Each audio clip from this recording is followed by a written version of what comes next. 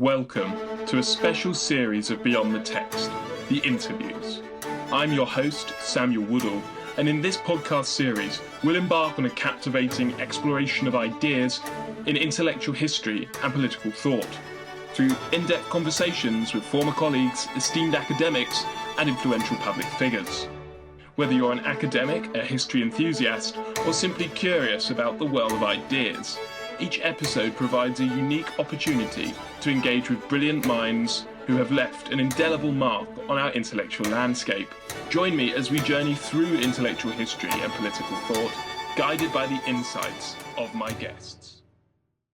It's our pleasure to introduce Professor Denis Lacorne, a distinguished French public intellectual and professor of political science at Sciences Po in Paris, well known for his work Religion in America, a political history published by Columbia Press in 2011, showcases his groundbreaking research on French and American notions of religious toleration in history. Professor Lacorne's work examines the complex intersections of religion and politics, highlighting how secularization has unfolded differently in the United States and France.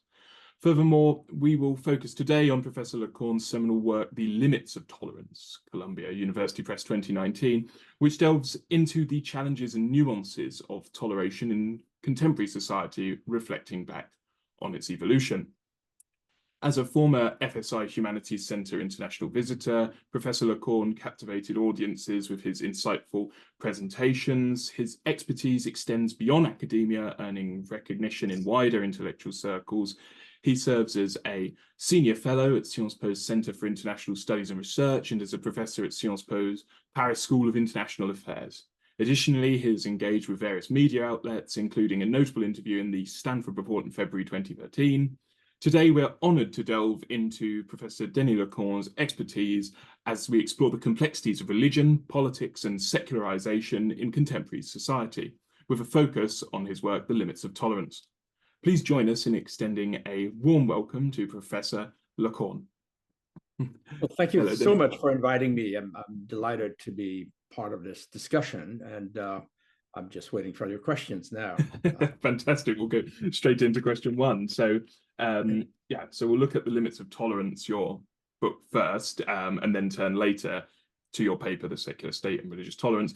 So in terms of question one on the limits of tolerance, how did the perspectives of figures like Locke and Voltaire influence the discourse on religious freedom in the American colonies? Yeah, it's what's fascinating, if you look at the what I would call the circulation of ideas, is how much aware American colonists, I mean, of course, I'm talking intellectuals and political elites, how much aware they were of what's going on in Europe, and they were reading Locke, Voltaire in translation, and they knew exactly. I would say that in many ways, the way they discussed intellectual life in Europe is unthinkable today. I mean, you cannot imagine a Trump talking about Foucault or Derrida and having a real knowledge of what takes place in Europe. At the time, in the 18th century, at the time of the writing of the American Constitution, those important authors were discussed nonstop during a number of political meetings, and not just Voltaire, Locke, but also Montesquieu, and people like Tom Paine had a tremendous influence. Tom Paine, English, of course, but he lived in the United States for a while, wrote Common Sense, which was a tremendous bestseller at the time of the American War of Independence, then was in France, even put in the Bastille, but then survived by chance and thanks to the pressure of General Washington. And so ideas circulated and were known and well known.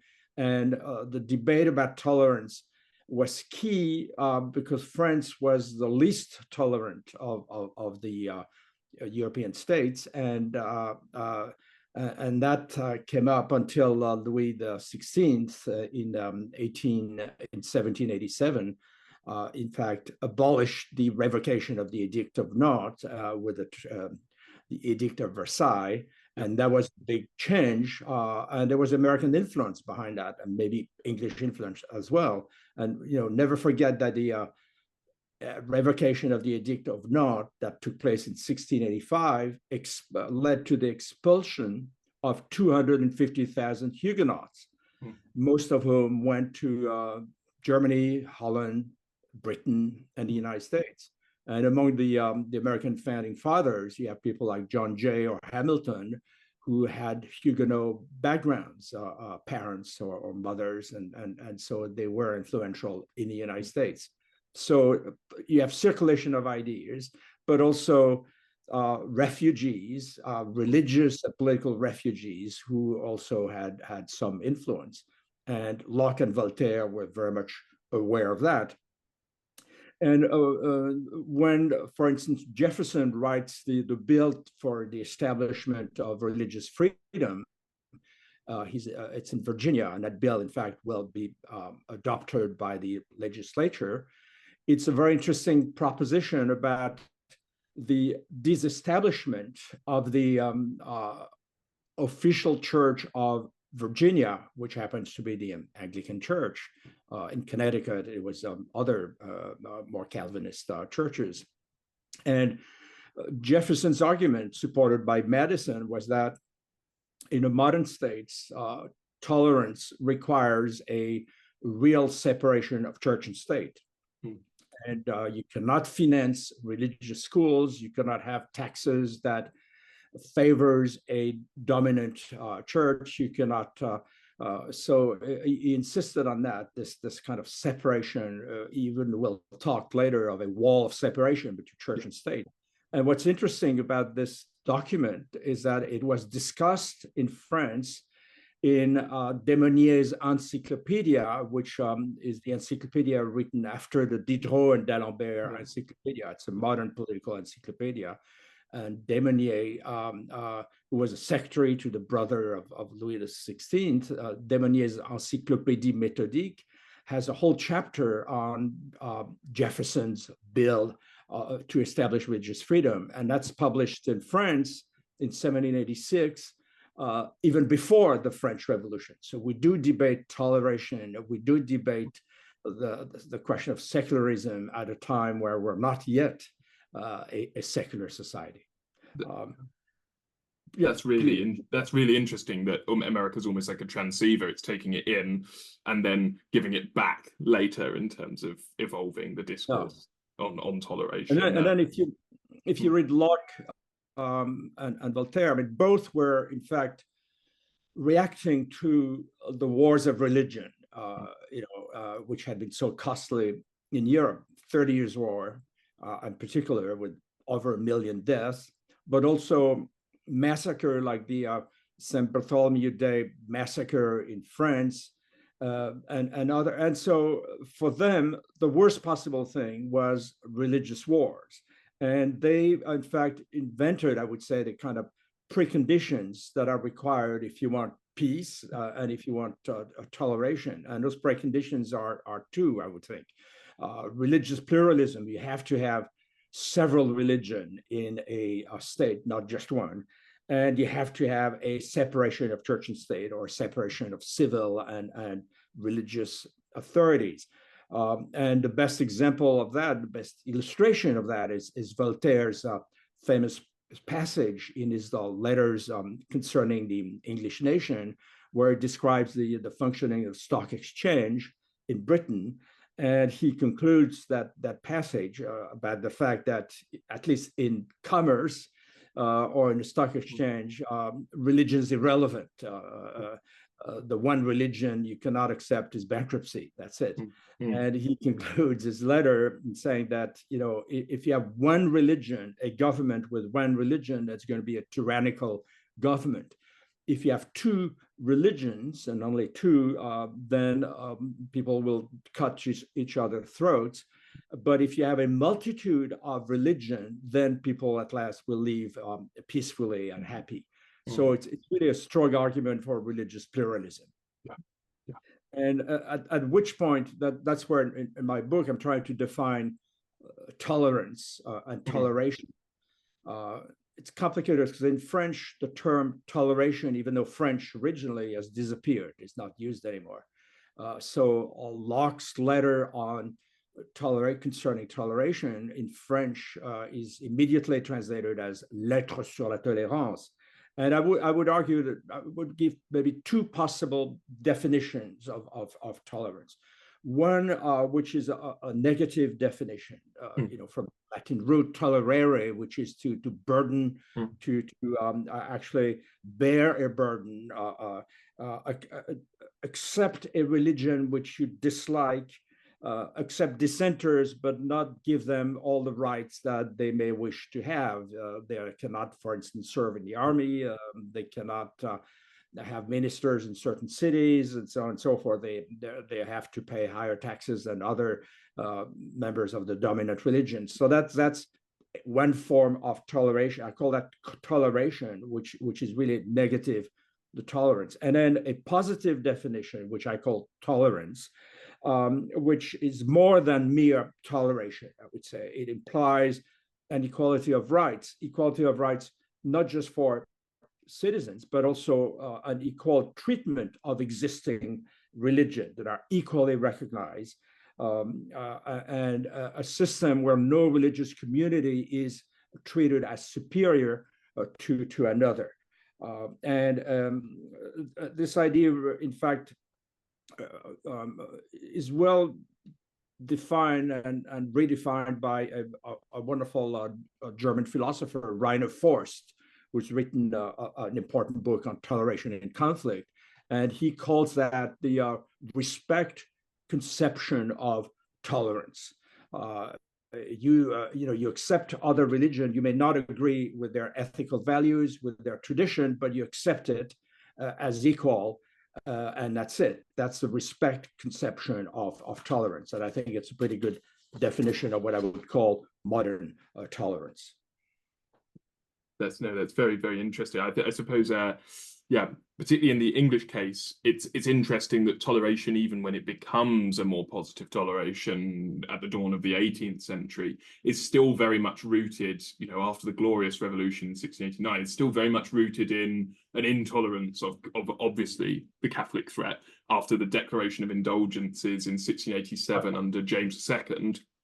And actually, some historians now are writing about James II as king, saying that he was the most tolerant king because he was the only one for about 2 centuries who gives some sort of liberalization to Catholics. So yeah, even in the British case, tolerance is still a fine balance, I think. Yeah, and it's good that you mentioned Catholics in England. I mean, once they acquire full equal rights in England, it's in the early part of the 19th century, if I'm right. So it took a very, very long time. In France, respect and toleration of Protestant and Jews only started with the French Revolution, and in the United States with the War of Independence. There's a famous declaration by George Washington, the first president of the independent United States, to the Jewish community, the Hebrew community of Newport, where he says that now that you Jews are treated as equal, we no longer have to talk about toleration. That's irrelevant. You are like other citizens. That's it, which is a very interesting statement. But all those big changes took place at the very end of the 18th century, and not just in North America or in France and later in Britain, but also in Austria. You have the patent of toleration of Joseph II. You have all those changes that take place at the very end of the 18th century, thanks partly to the pressure and the debate opened by important philosophers like Locke and Voltaire. And in England, even into the new Labour government of the 2000s, they were grappling with questions around whether the monarchy would allow a Catholic to marry into the monarchy in modern Britain. So these are still questions that come up. But yeah, whether blasphemy is still permitted or not. You had anti-blasphemy laws in England until very recently, actually. Um, we've addressed the West, and I suppose in question 2 we turn to the East somewhat. Can you elaborate on the impact of the millet system in the Ottoman Empire on the coexistence of religious communities, and what were the consequences of its eventual dismantling? Well, but you're talking first of all, maybe I have to say a word about the millet system, which is so important for the existing toleration in the Ottoman Empire, and it's not described, not talked about enough, I think. I mean, the millet system survived nearly 500 centuries in the Ottoman Empire. At a time when the rest of Europe was devastated by religious wars, and Spain, expelled the Jews and also the Muslims in 1492, but 30 Years' War. And so at the same time in the Ottoman Empire, you had this system of toleration, which in fact was both for Locke and for Voltaire was very striking. They had the impression that the Ottoman Empire was ahead of Europe in terms of toleration. And the millet system is a kind of, it's a practical solution to a very complicated situation when you have a large empire, particularly when that large empire is controlled by a sultan who happens to be Muslim, in a country where, particularly in the Balkan part of the empire, the majority of the population is Christian. So how do you cope with that? And the solution was the millet system, which was designed as a kind of autonomous religious groups, which had very important rights, the right to have their own schools, their own tribunals, their own leaders, who were often described as brokers or mediators between the millet and the rest of society. They would raise taxes for the sultan, so there's still a hierarchy that's respected. Islam is the dominant religion, but there's a place for other religious communities, such as the Jews, the Armenians, the Greek Orthodox. They had their own millet, and it facilitated what, in fact, the sultan called the people of the book. That is to say, people who trusted the Old Testament, what we call the Old Testament. The Abrahamic faiths, and yeah, exactly. And those and the leaders of the millet were key. They were, brokers, middlemen, sometimes called as boundary managers. So they had a fundamental role in easing the integration of groups that had nothing to do with Islam or the Islamic tradition of the Ottoman leaders. So, and that system, which was kind of smooth and praised in the rest of Europe, in fact collapsed in the 19th century when ethnic nationalism went up with the fight for independence in Greece and then Bulgaria and so on and so forth, at which point there was a kind of a backlash on the part of Ottoman leaders, and the drama that happened with Armenians, the Armenian genocide, so on and so forth. So the system, which was working so well for 5 centuries, collapsed with the rise of European ethno-nationalism, and in the end, the split of the Ottoman Empire after the First World War, or at the time of the First World War. So that system, of course, did not make sense anymore, but it was a remarkable system. I would call it of organized diversity. Religions were not equal among each other, but there was tremendous respect and acceptance of other religious traditions, and that was a unique example of toleration in the non-Western, in the so-called non-West. Is the term used, at all, in terms of semantically, do we see a comparable word being used to toleration across the Ottoman Empire in reference to the millet system? Is the word being some sort of comparatively semantic field sort of thing in terms of toleration. No, but if you have what's interesting, if you compare the West and the non-West, traditionally, you have if you read 18th century texts, 17th century, 18th century, and so on, usually you have the civilized West versus the barbarian East, Orient, non-West. That's the traditional dichotomy.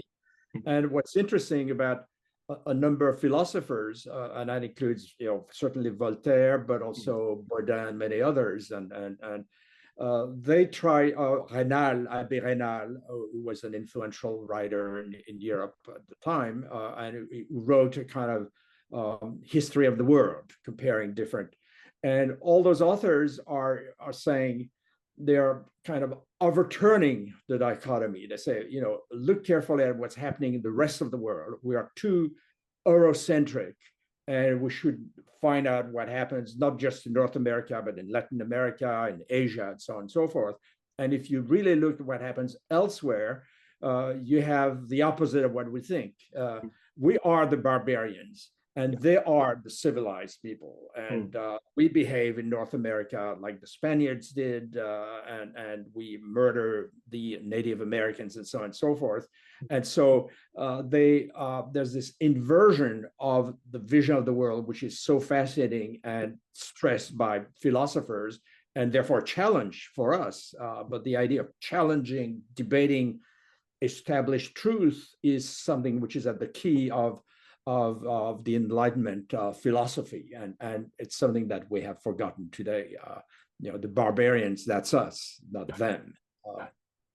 No, exactly. And talking about the contemporary field, in discussing contemporary manifestations of intolerance, how do you see anti-blasphemy laws evolving, and how do they intersect with the evolving principles of free speech as well through this time? So a point that I'm trying to make is that tolerance cannot be separated from free speech. I mean, free speech is key to modern tolerance, I would say, and that raises limits of free speech, the limits of tolerance. Now, blasphemy laws were designed to protect dominant religions, to protect the religions from criticism, from satire, from mockery. And take France, the crime of blasphemy is abolished in 1791 at the time of the French Revolution.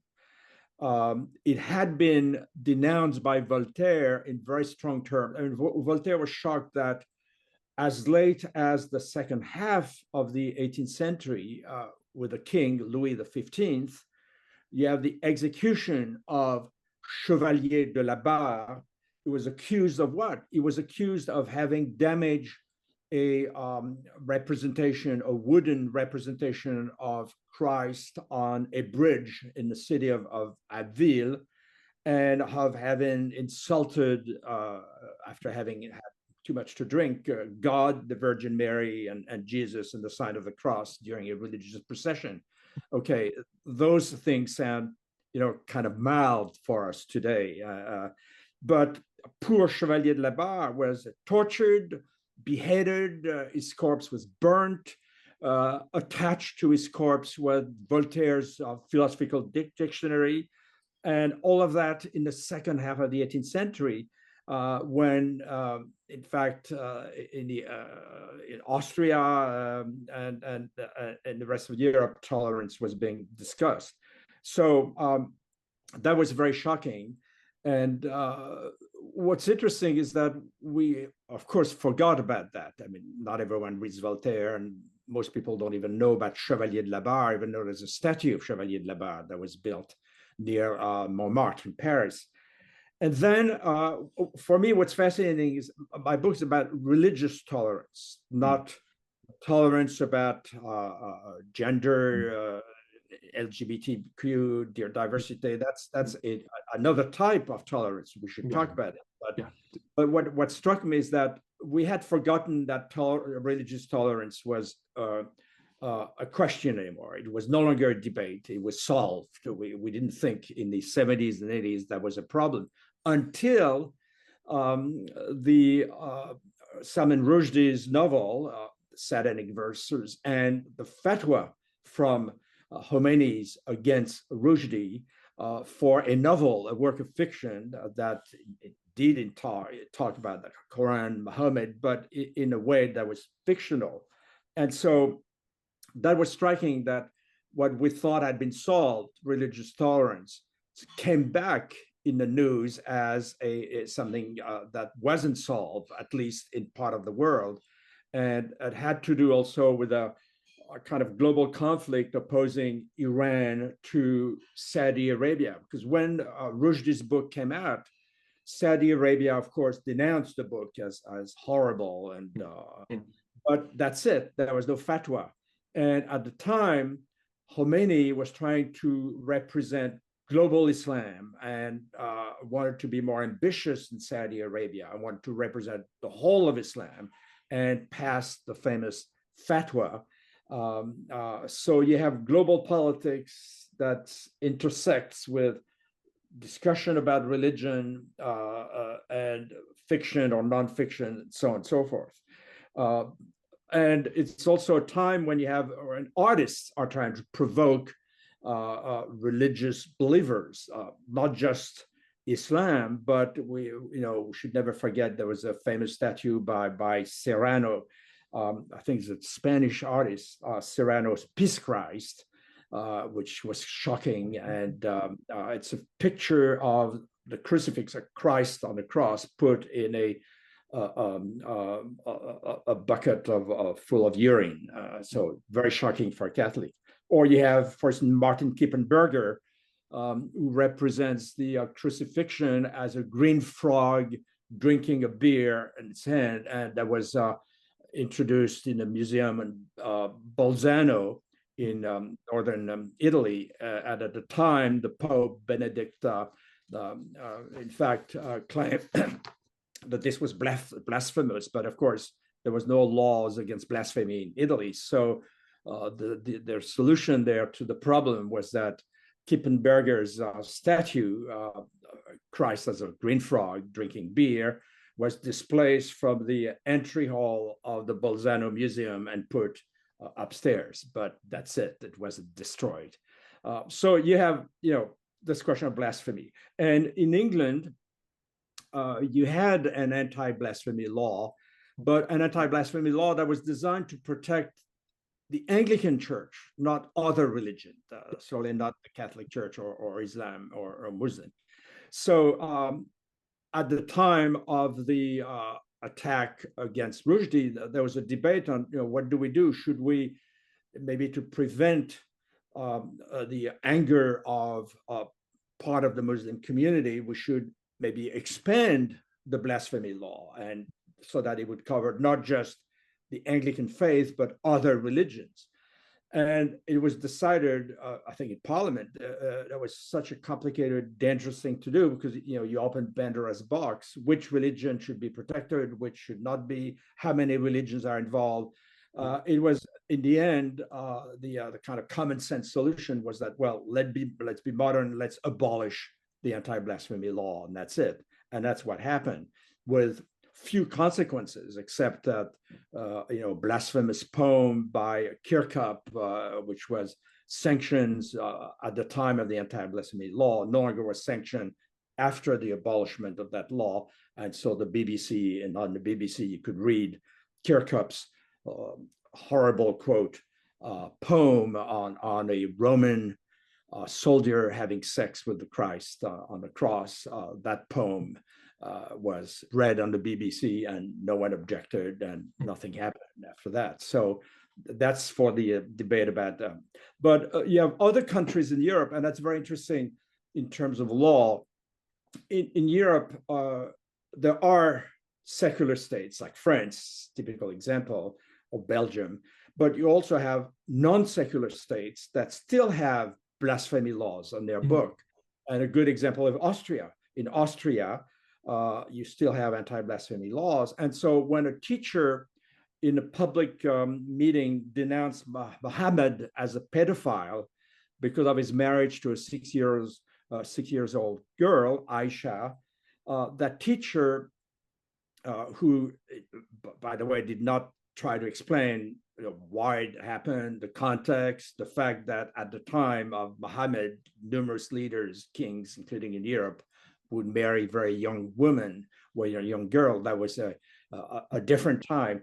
So she did not put it in context, and she was convicted for violation of the Austrian criminal code. And she appealed her conviction, and it went up to the European Court of Human Rights in 2018. It's a famous case of ES. It's the name of the teacher versus Austria. And the court maintained the conviction on the ground that, and I cite the opinion of the court, the provocative statement of Muhammad went beyond the limits of an objective debate and put religious peace at risk, end quote. But at the same time, the court also admitted that religious groups should accept doctrines that can be hostile to their faith, as long as they do not incite religious hatred or religious intolerance. So it all depends on context. And then the court really says that, well, where you don't have anti-blasphemy laws, everything is permissible, whether it's perceived as insulting or not. But when you have, in fact, still have anti-blasphemy laws, then one has to respect that other juridical tradition. And here the reasoning of the court, which is adapted to different circumstances, different contexts in Europe, is that each nation in Europe has a, quote, large margin of appreciation. So depending on the context, you can have anti-blasphemy laws or not have them, and that has different consequences. It's a complicated system, but that's the way it functions for Europe. Even in France, where we had the cartoons mocking Muhammad published in the Charlie Hebdo magazine. So that was and I'll explain why this was permissible in France, but you still have the French law of freedom of expression, in fact, has limits. It prohibits certain forms of hate speech, particularly hate speech that constitute an insult against a person or a group of persons on account of their religious faith. So there are certain limits. There's also a law that prohibits the negation of the Holocaust. You can be sanctioned, punished, pay a fine if you claim that the camps never existed.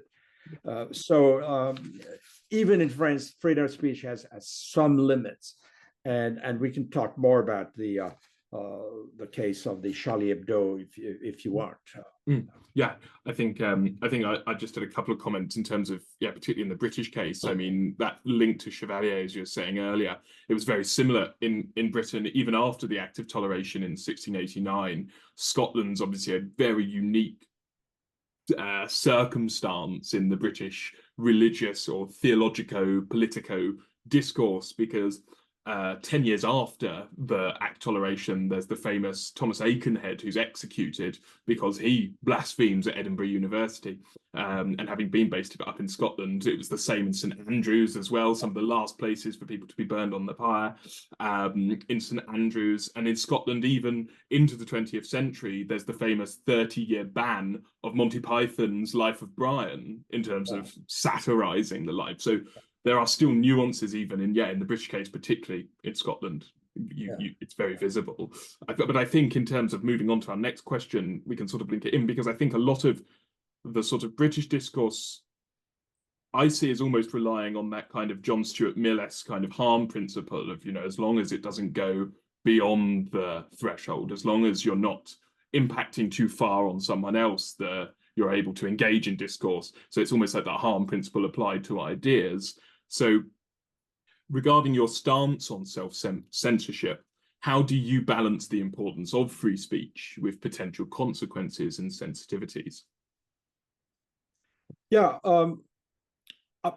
Personally, I think that self-censorship should be limited as much as possible. I think free speech is really about discussions, contradiction, And I'm not in favor of something which sometimes exists on American campuses, speech codes.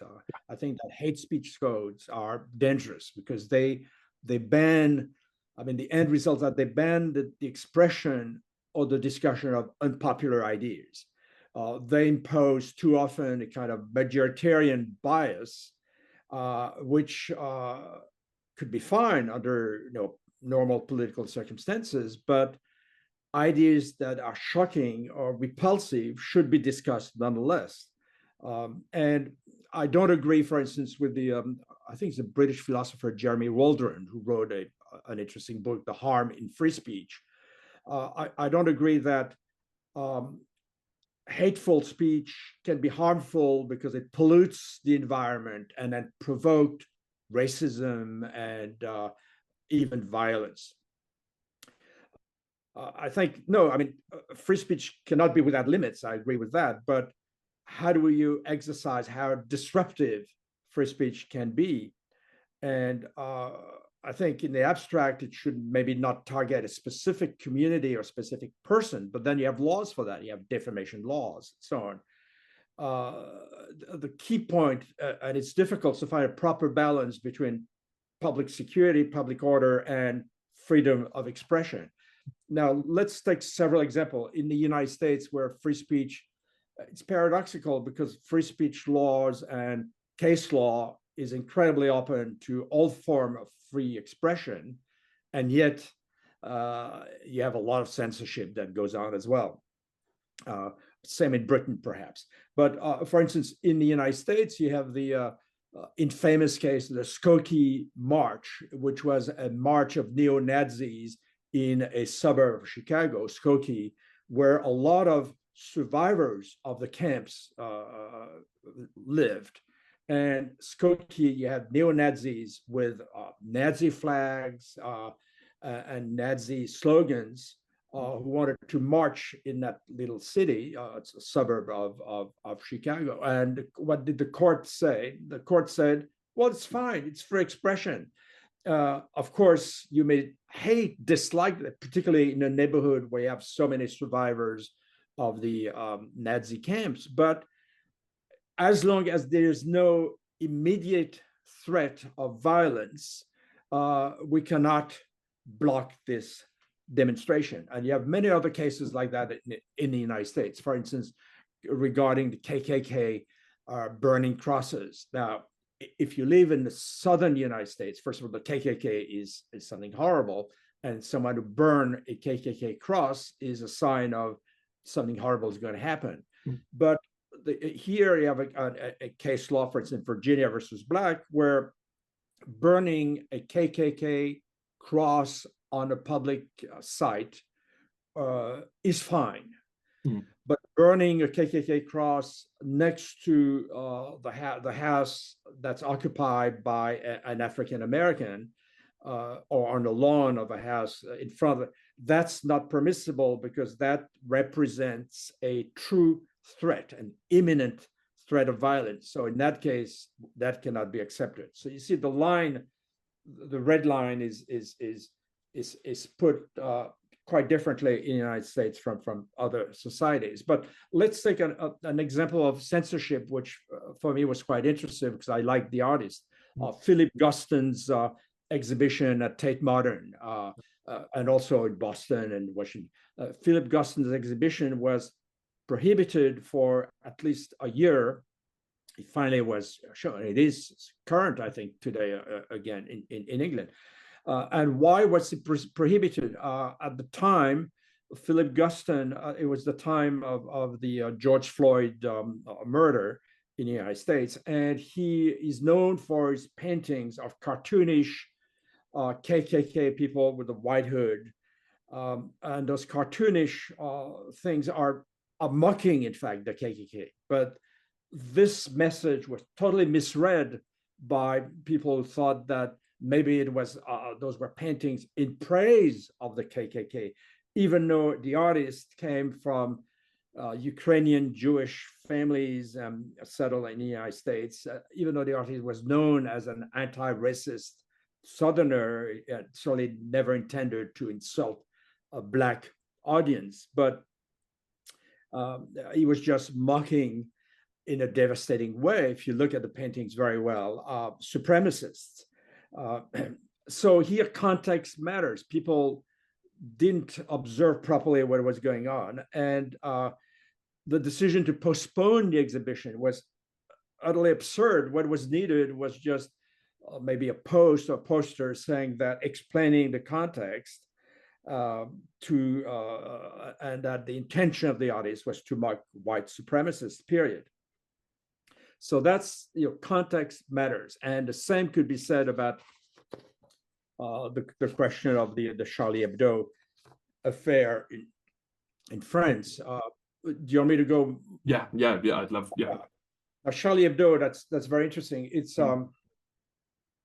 a popular magazine like Punch, or and then Private Eye now in Britain, somewhat. Lots of cartoons insulting Pope very often, and many other religions, and insulting Islam as well. But there was they reproduced cartoons used in a Danish journal, Gillen's poster, and particularly a cartoon of Muhammad with a bomb on his head, on his turban, and that was considered blasphemous by Islamic scholars and imams. But of course, there's no blasphemy law in France. So the question was that, well, was this a violation of the French freedom of expression laws or not? Remember, those laws prohibit insulting a particular religious community. So that went to court, and two sets of tribunals, the Tribunal de Paris and then an appeal court. And there the court said the following: what's important is debate. Is this part of a larger debate about religious intolerance and violence? And the answer of the court was that yes. The cartoon, however shocking for believers, was part of a special issue on radical Islam, jihad, and violence that had terrorist acts that had taken place in Egypt and the Middle East. So the context was a special issue about religious violence, and it was quite proper, given the context, to have such a cartoon. And that was agreed by the Court of Appeals. However, if you had the same cartoon in the same journal outside of the context, outside of a special issue on violence, then it's quite possible that the court would have said, well, no, in that case, it targets specifically the Muslim community gratuitously, and so in that case, it would not be permissible. So you see, context matters, and very often when people talk about those events, they forget about it. And what's interesting, speaking of censorship, in the United States, where you had numerous representation of Peace Christ and other shocking statues, no mainstream journal or media dare reproduce Charlie Hebdo's cartoons. And there's a famous book written by a very good scholar on satire and the cartoons in France, was published at Yale University Press.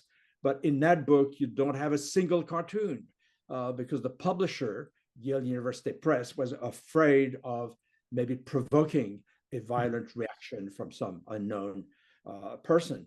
So censorship, self-censorship does exist. But if you want to see the cartoon, you still can. You just use Google and you will find it there. So you see, some medias are open, others are not. Same with the Kippenberger's Green Christ on the Frog. It's hard to find it, but if you Google Kippenberger Bolzano Museum, you will find the green frog on the cross. So censorship is really a problem, and it's based on fear that something bad could happen. And it's true that in the case of Charlie Hebdo, 17 of the publishers of that journal were murdered by radical Islamists.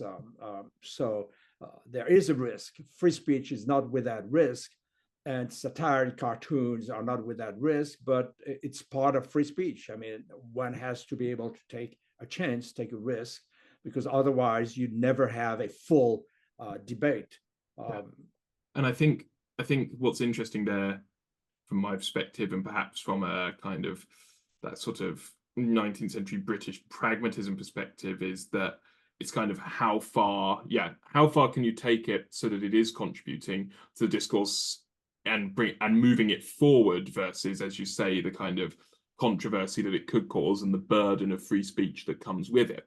And perhaps that's what's sort of being addressed at the moment in the UK in a slightly smaller way, like you said, about sort of cancelling on campuses and deplatforming, I think it's called in Britain, in terms of taking people off, in terms of, how far do we allow free speech, and the burden that comes with it in these things, and how far, if we do allow it to take place, does it actually move the discourse forward? What's it contributing as well, would be kind of my sort of question over any of these things. Is it actually contributing to moving the way we think about current crises, like with Charlie Hebdo commenting on the terrorist attacks in Egypt? Is it contributing something that will make us understand the situation better? And if you see what I mean. Right. Yes. And but also, take the United States again, where free speech can go very far. Technically, on campus, you cannot win a trial if you provoke someone or use insulting terms, unless there's imminent threat. But there are rules, even in the United States. I mean, you could have, demonstration about Gaza, anti-Zionist demonstrations, and vice versa. I mean, that's fine in the American context. But there are rules. You cannot occupy a building, for instance, or disrupt a classroom, or prevent a speaker that you dislike from talking. Those can lead to sanctions against them to breach the peace. So it's you see the contradiction. I mean, there are, which is often, but there are always, even in a context that's very, very open to free speech like the United States, you have restrictions and debate on what is anti-Semitism, what is Islamophobia, and so on and so forth. But it's good to have those debates, and it's good to demonstrate about it and talk about it. The risk is, again, imminent threat. And if you have imminent threat, what do? You ban you ban the speech? Well, no, not necessarily. You could ban, or you have enough campus forces or police force that prevent the two sides from attacking each other.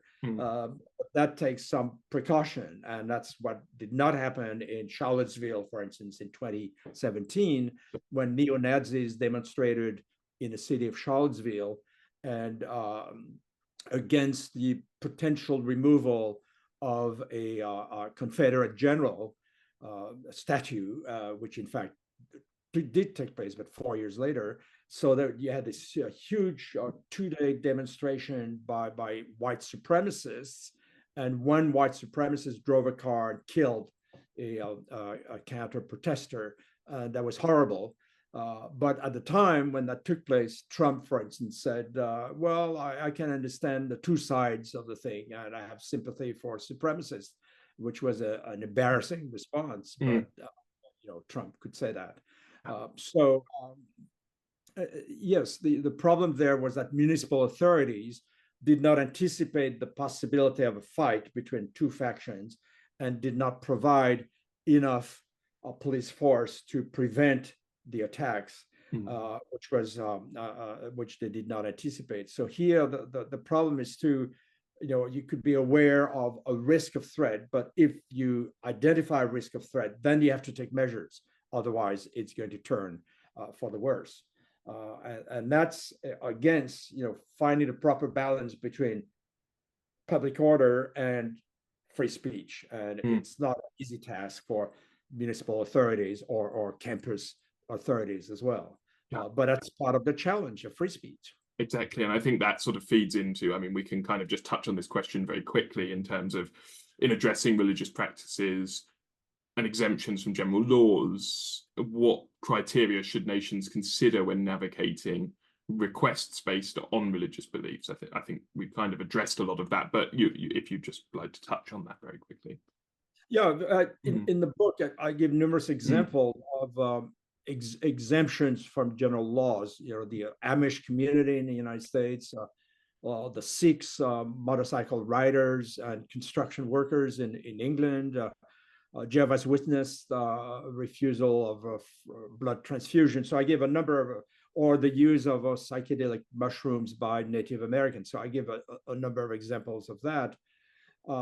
And demands for exemptions cannot be ignored, but in fact, in those cases, there has to be a cost-benefit analysis. Is the demand for exemption physically harming?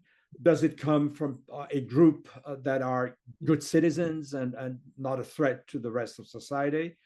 And there are circumstances that may not be acceptable, like the Mormons' polygamy. And in fact, the state of Utah did not become a state in a union until polygamy was abandoned by the Mormons. So you have examples like that, but we could think of numerous examples of reasonable accommodation. Take the Sikhs in France. When in France would ban the hijab and the kippah in schools, not at university level, but in schools, no one thought of the existing Sikh community, which does exist, a small one, but no one thought of it.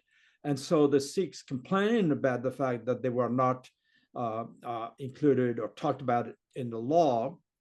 And in fact, they accepted not to wear a turban in school, but they said, we still have to wear a little steel knife, that we have to have a knife. That's part of our tradition. You cannot ban it. And so it was a very embarrassing moment in France. People said, well, maybe what about a plastic knife? The Sikhs said, no way, it has to be a steel knife. And here, the final accommodation was that, okay, you can have a small steel knife as long as it is not visible, it is sewn into a jacket and not accessible. And so there it is. French Sikh school children can have their little knife. So that's a good example of reasonable accommodation and an exemption to general law.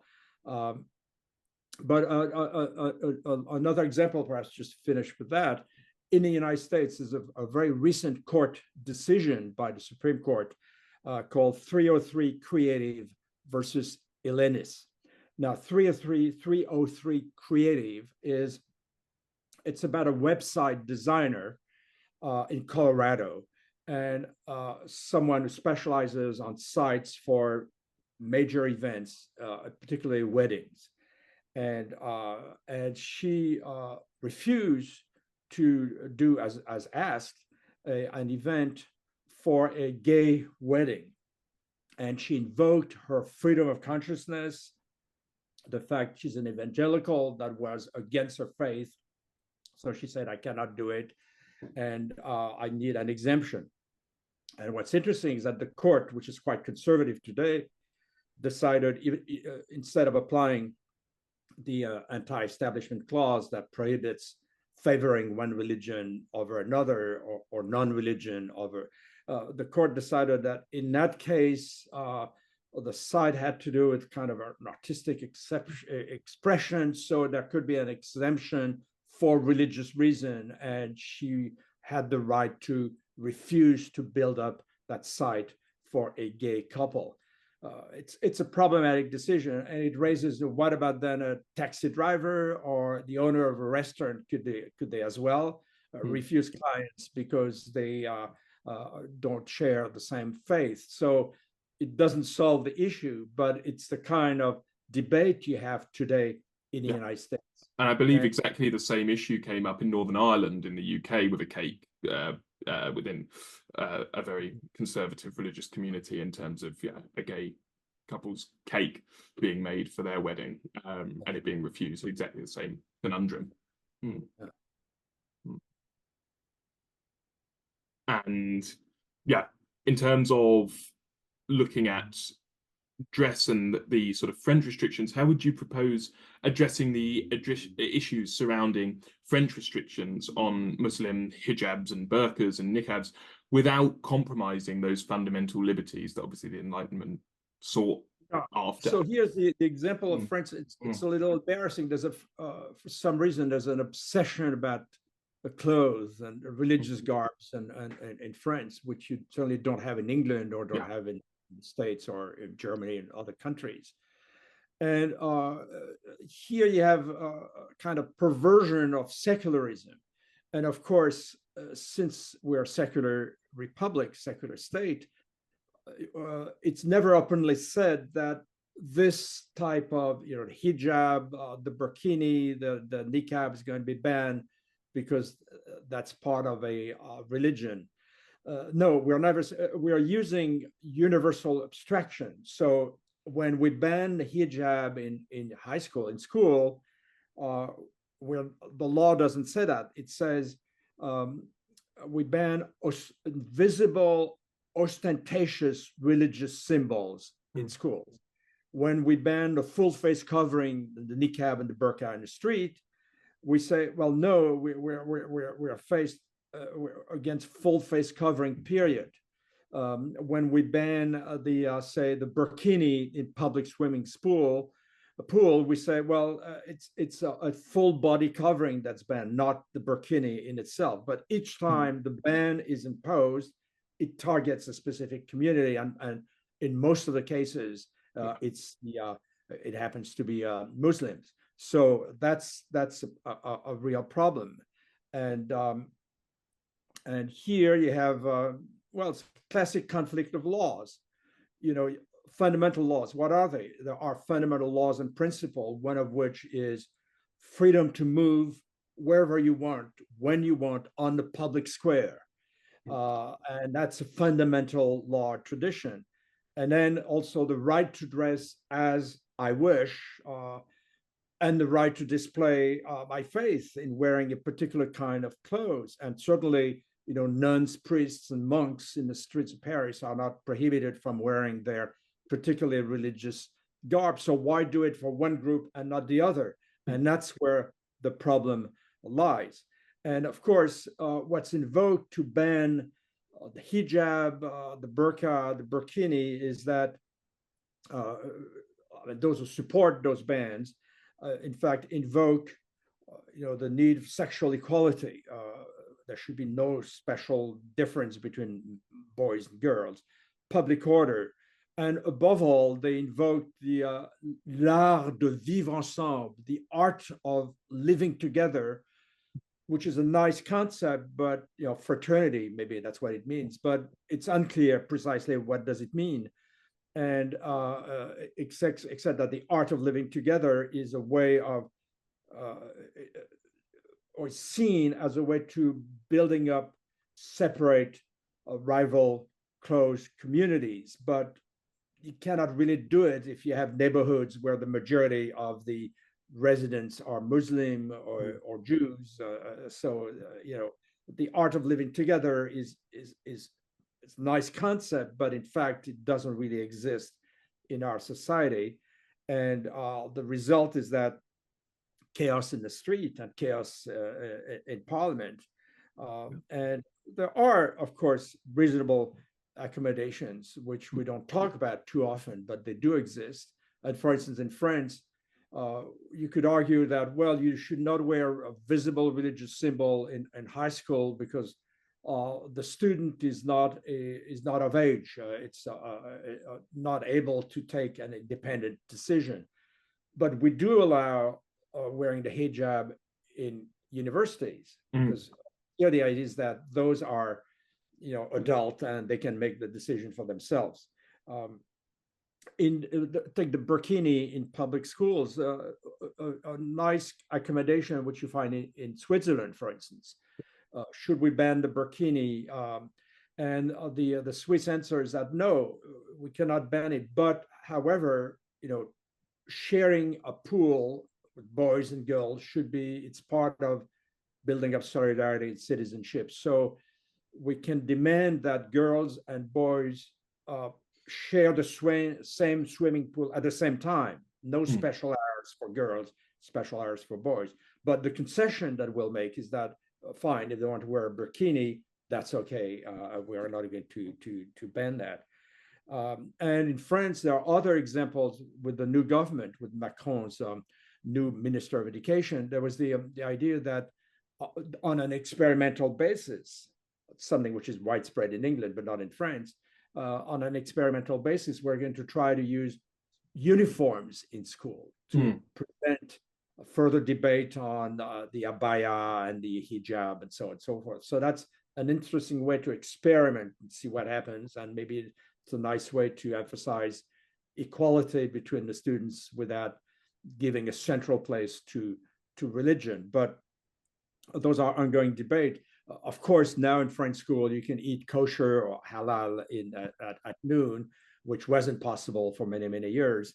And you have other types of accommodation with a creche, with a nativity display at Christmas time.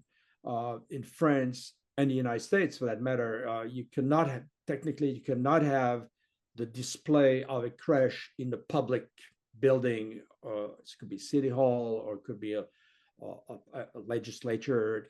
It's not possible. But there are numerous exceptions, and one of the exceptions is that, well, if the creche is an old culture, in fact, you secularize the religious.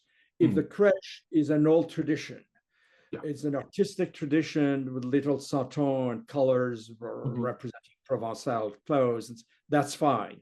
If it's an old tradition, we can have that in a public space. But if it is just imposed by a clerical group or by a conservative who wants to reintroduce religion in public space, no, you cannot have it. And in the United States, the idea is that no religion should be favored over another. So no creche in a public setting, or yes, a Christian creche, as long as you have with it secular symbols, a tree, a clown, elephant, whatever, and that's fine in that case, because no religion is privileged over another religion, or religion is not privileged over secularism. So that's the kind of solution that you find. And something which is not very well known is that in France, for instance, you have chaplains in the army, and you have a Jewish, a Muslim, Catholic, Protestant chaplains. And what is not well known is that those chaplains have tremendous power, and they organize, for instance, for Catholic officers, a pilgrimage in Lourdes once a year that brings together 10,000 soldiers from France and abroad. And Muslim chaplains also have the right to organize, with the support of the French secular state, a pilgrimage to Mecca. So that's another example of modern toleration in a state that's supposed to be totally secular.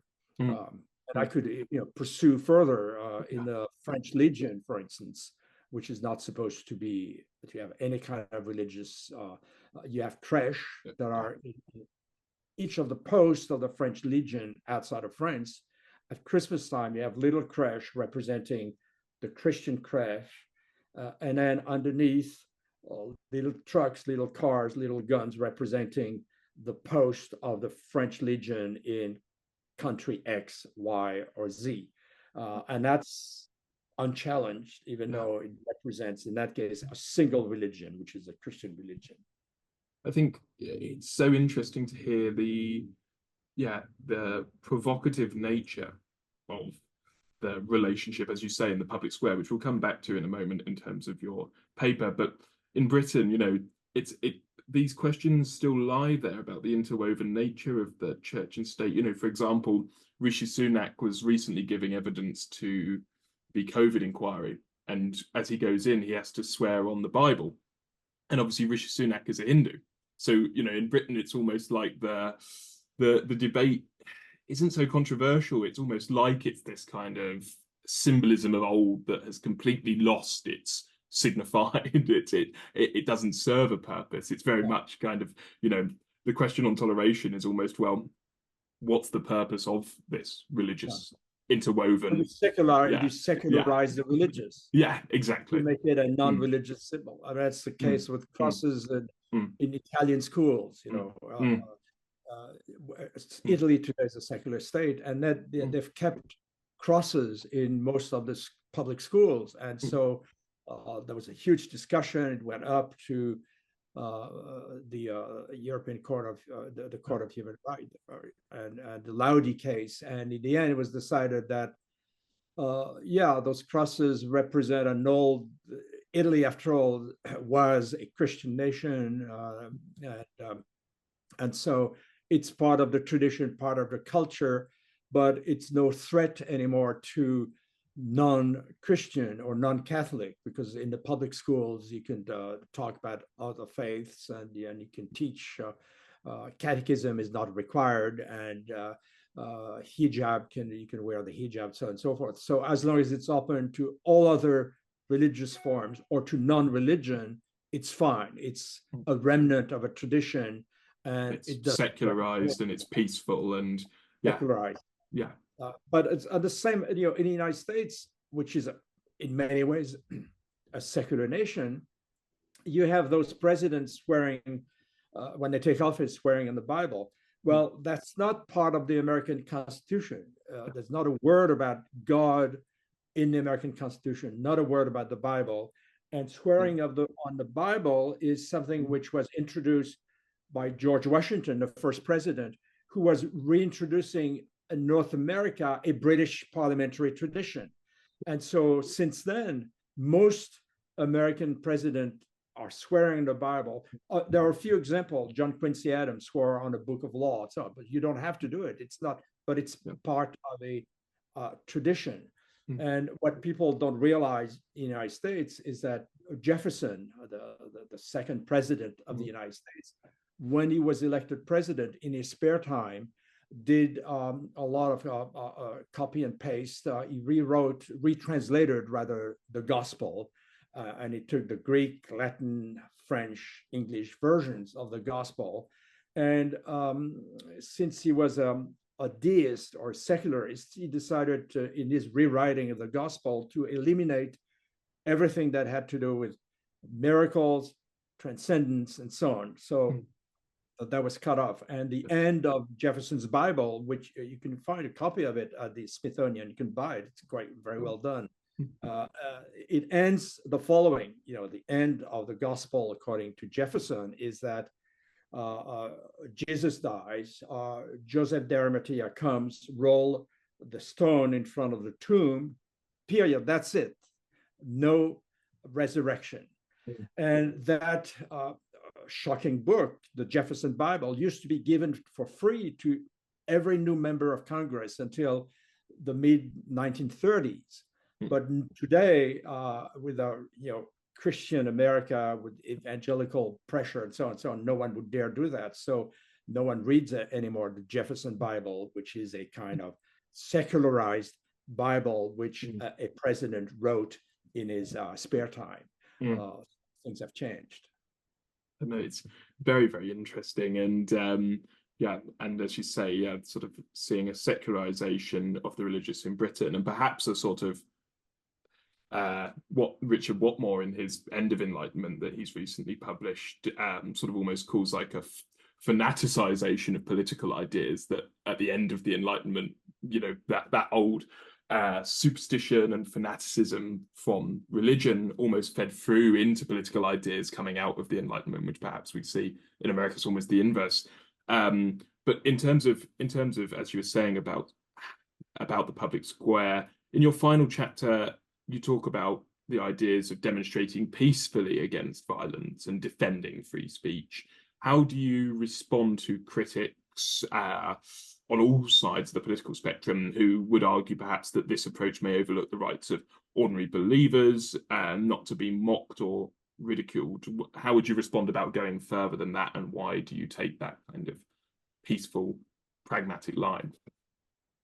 Well, it's the whole question of satire, mockery, cartoons. We talked about it earlier in art, but not just in art. And I think that free speech cannot block that, because if you start blocking a speech or a work of art which you dislike, where do you stop? You start on a small scale, you ban this and that book, and then it takes it rolls, and I think one has to accept.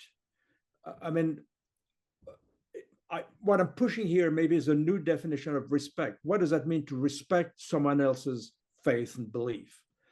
Is respect to be totally blind towards what you dislike, what you don't accept yourself, what could be shocking in this and that book or religion? No, I think respect is that you have an adult discussion about things that are problematic, and what matters there is the attempt to convince. You fight words with words. That's the best answer, I think.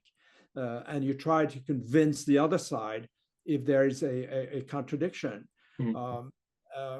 So discussion doesn't preclude facing unpleasant ideas or unpleasant truth. I mean, the goal of a successful discussion is the search for the truth, and the search for the truth should be such that you may take a position that's unique or very different from the majoritarian position. The risk, again, is to introduce a majoritarian bias in preventing ideas or works of art that you dislike. And this, there the answer is no. There should not be even though it may create an unpleasant climate of discussion, as long as you have clear rules on how to prevent violence from emerging, then whether it's disrupting a classroom or occupying a building or fighting with, but once you have those rules and are clear about the context that's taking place,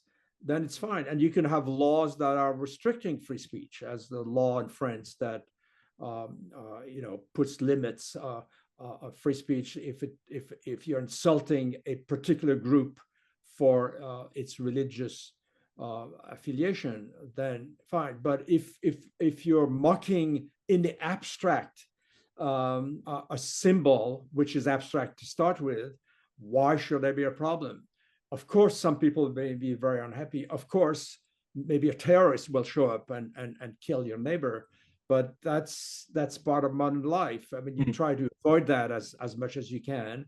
But censorship, in fact, is not the answer, although if there is indeed the risk of imminent violence, then indeed you have to accept censorship. Yeah. So it's an ongoing debate, and it's not an easy one.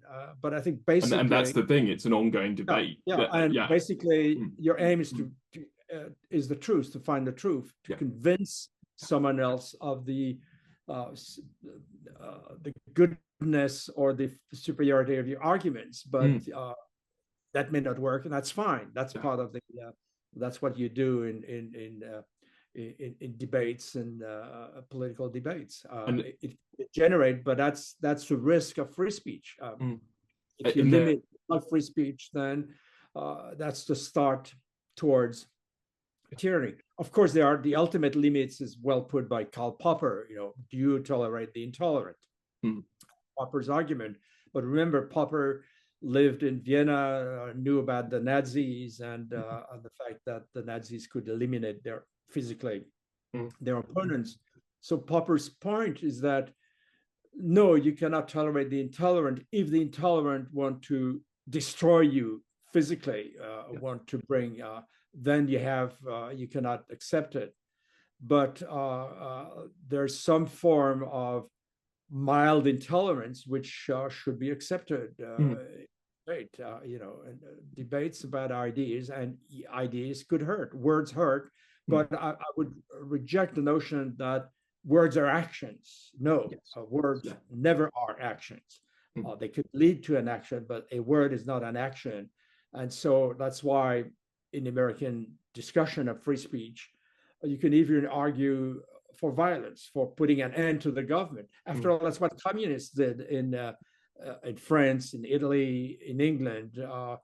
They wanted to establish to bring down the capitalist order, and technically through violence.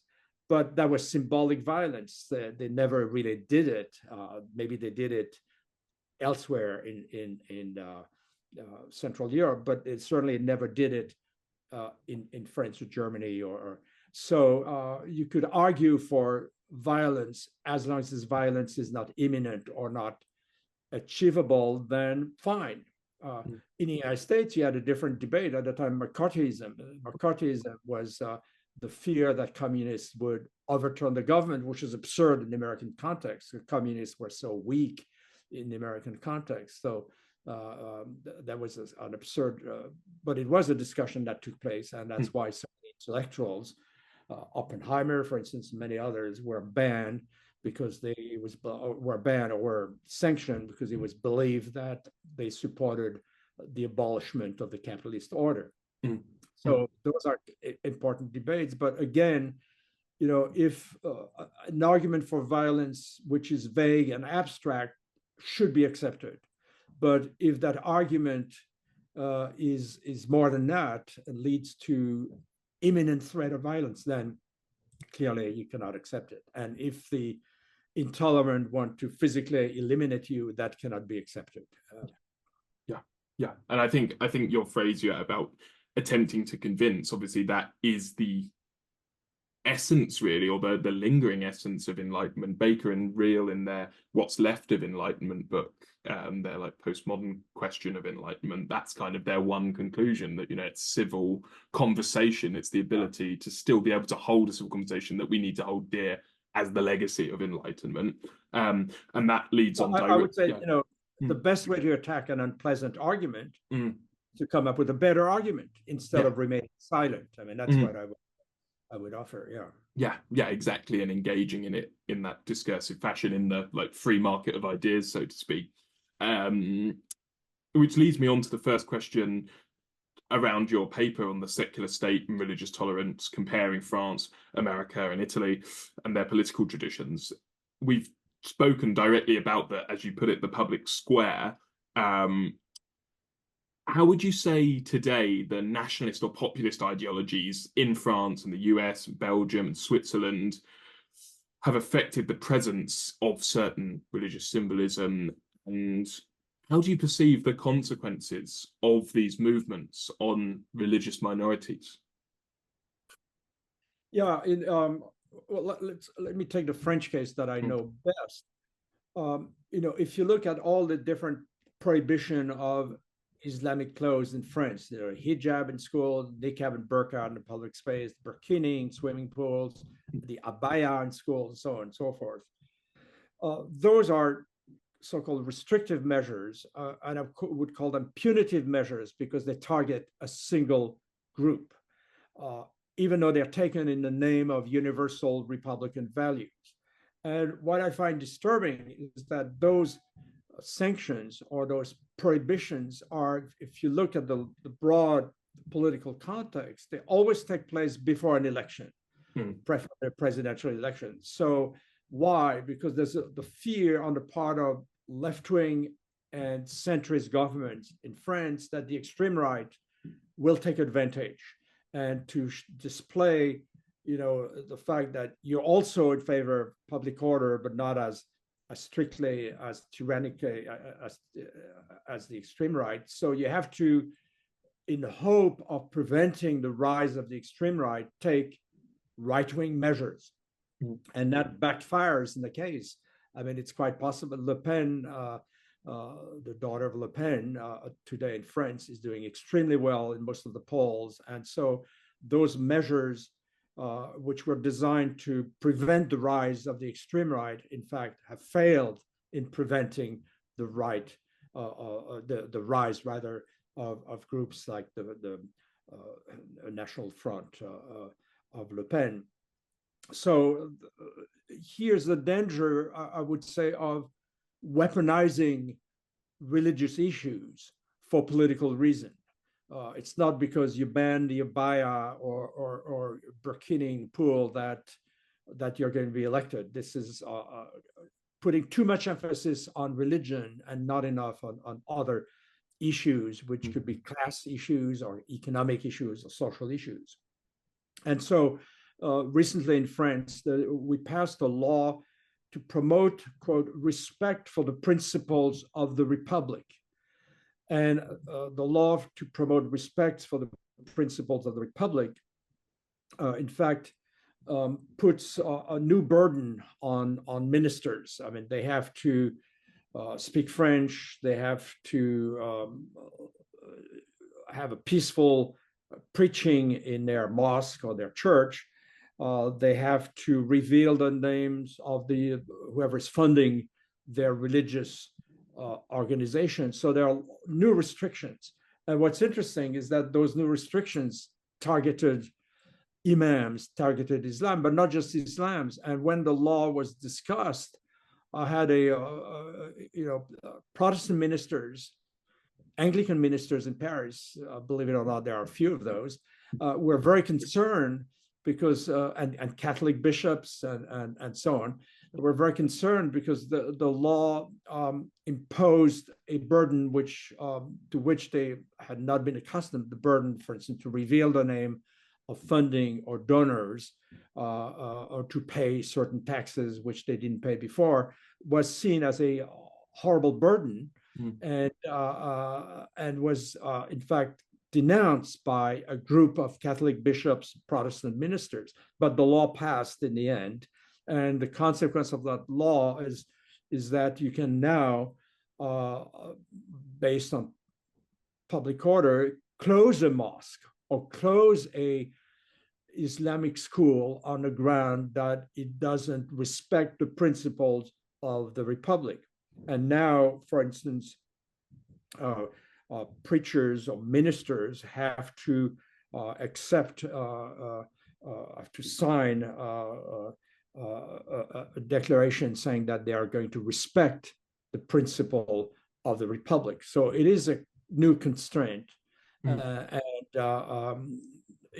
In a context of rising extreme right, which is the fear of centrist and left-wing political parties in France. But that's the political context. On the other hand, if you look, there's something very interesting that was built up by sociologists called an index of tolerance, which has been measured year after year since 1990 among a sample of 1,000 Frenchmen.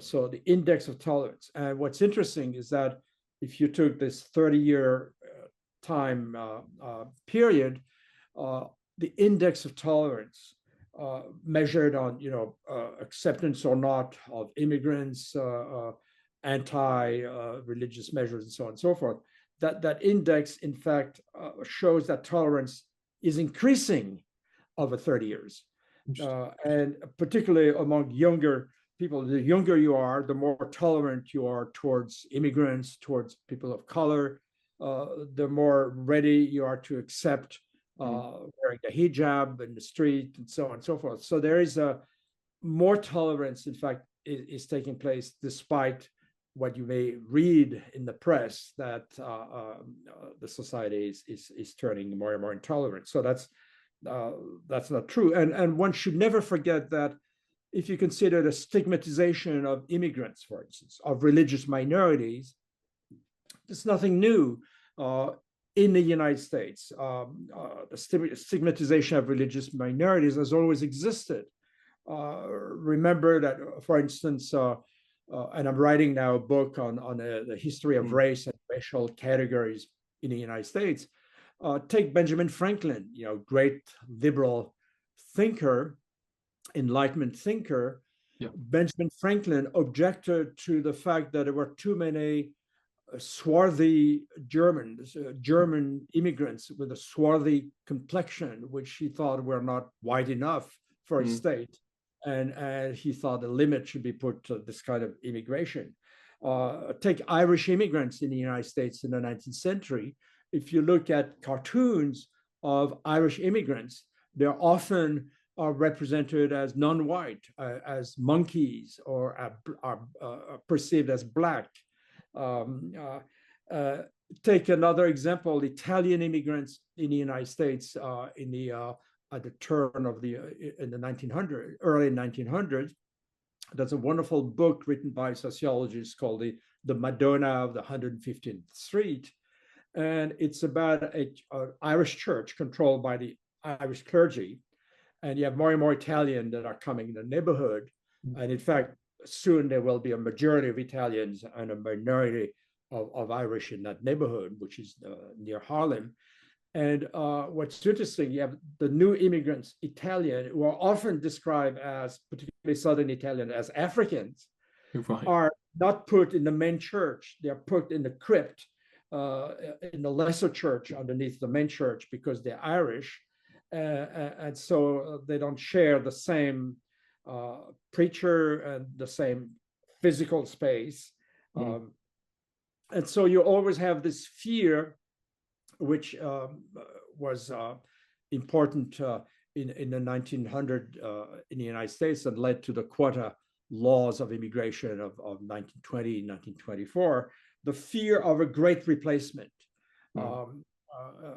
Today, it's discussed by Horace Camus and supported by Trump and other people, fear of the great replacement, the fear that a white Christian Europeans are going to be replaced by a majority of minorities, a majority of people of color coming from non-Christian areas. And it's something that's always existed with Madison Grant passing of the Great Race, and which is reintroduced by this very doubtful French novelist, Renaud Camus, and popularized in the United States on a massive scale by Trump. The fear of a great replacement, which is absurd because that great replacement did take place in the United States. If you look at history in the 19th century and 20th century, the new immigrants replaced older immigrants, and Mediterranean immigrants, so Poles of Russians replaced older Northern European immigrants, and everything is fine in the end. I mean, all those people are not. You don't have the kind of prejudices you used to have against Catholics or Irish or Italian today in the United States. So things are smoothing out, and yet this ancestral fear of a great replacement comes back again in France, in the United States, maybe in Britain, to a lesser extent, in Italy.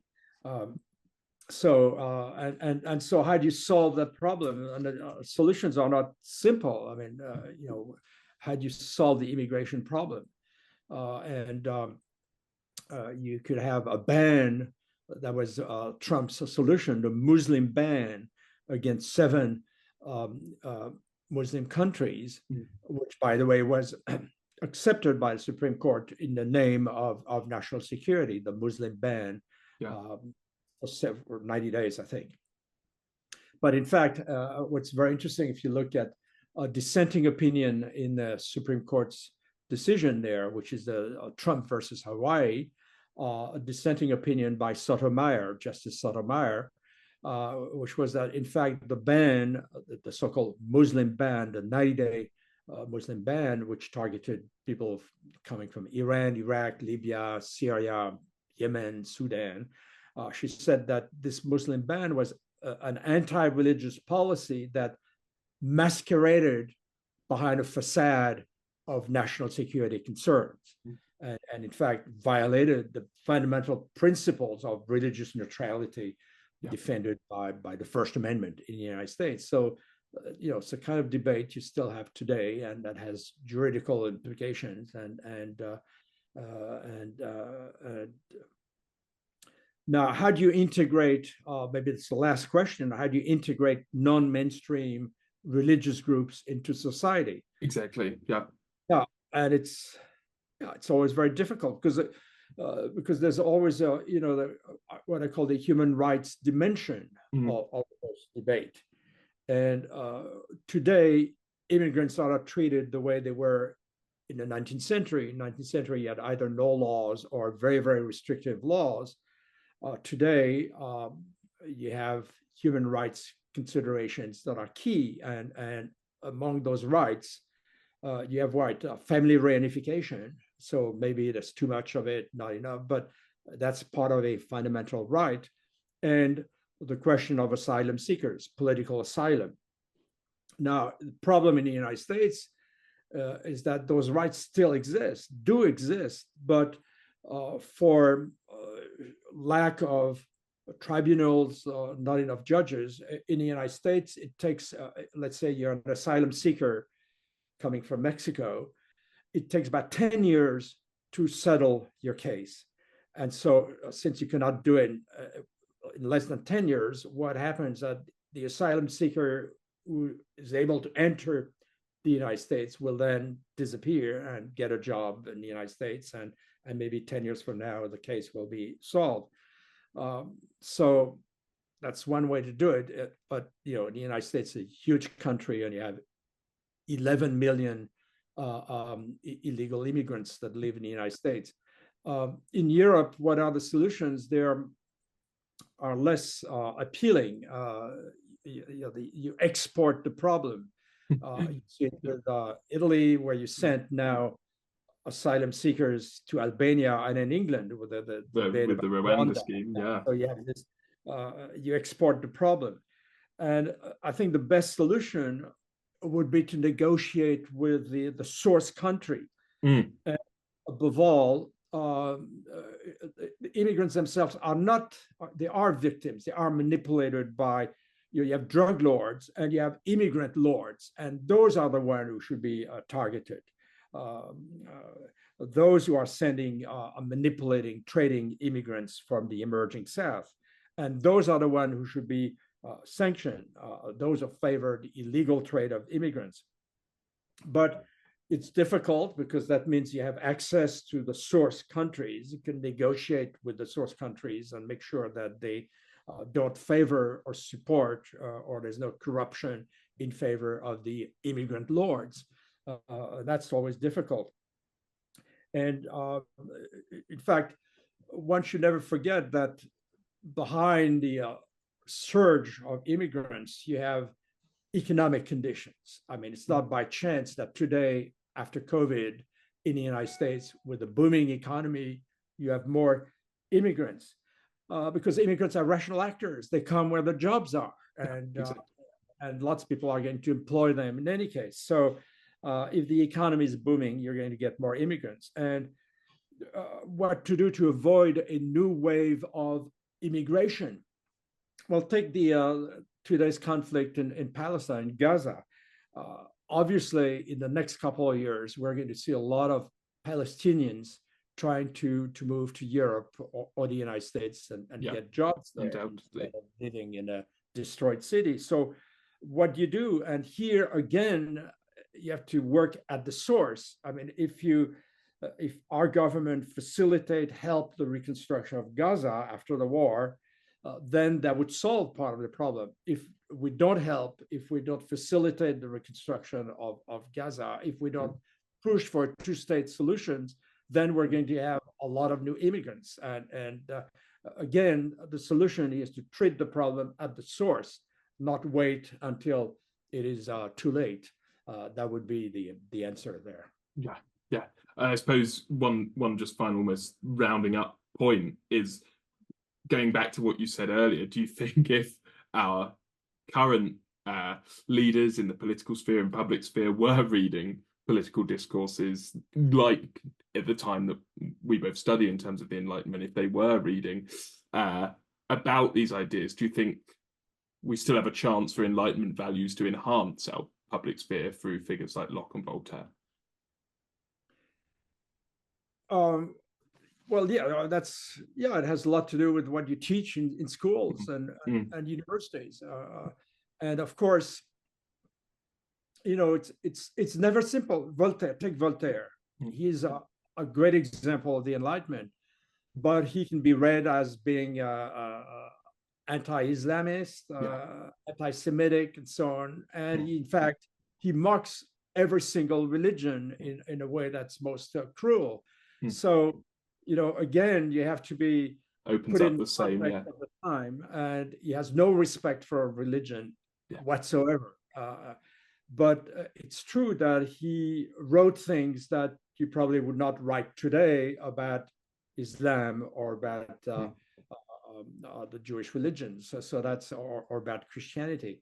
But that's part of the role of the teacher is to explain why did that evolve, what did that take place, or why religious intolerance was so horrible in the past, and how people coped with it, and why is it coming back?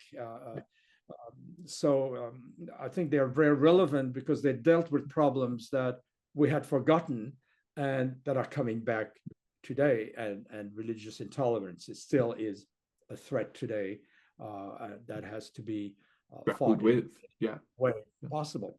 And in teaching that, I don't think there's anyone better than yourself and your book for when I put it up as a video for the limits. Yes, so, yeah. The limits of tolerance. Yeah, absolutely fantastic, and yeah, insightful and extremely useful for my research on toleration. So in wrapping up, I just want to extend a huge thank you to Professor Denis Lacorne for questions and the debate. Yeah, that was very useful. Oh, thank you, Denis, and yeah, for your incredibly fascinating work on toleration. It's been a real eye-opener, and yeah, it reminds us to all look beyond, the world we live in, to understand the context to these political debates and political theory. As you said earlier, we really need to understand what's happening within the context, and particularly in my field of intellectual history, that's what I always try to look for. So yeah, thank you very much for joining us on Beyond the Text today. Well, thank you so much on the to happen and follow up. And so, yeah, yes, definitely. Fantastic. Thank you very much indeed.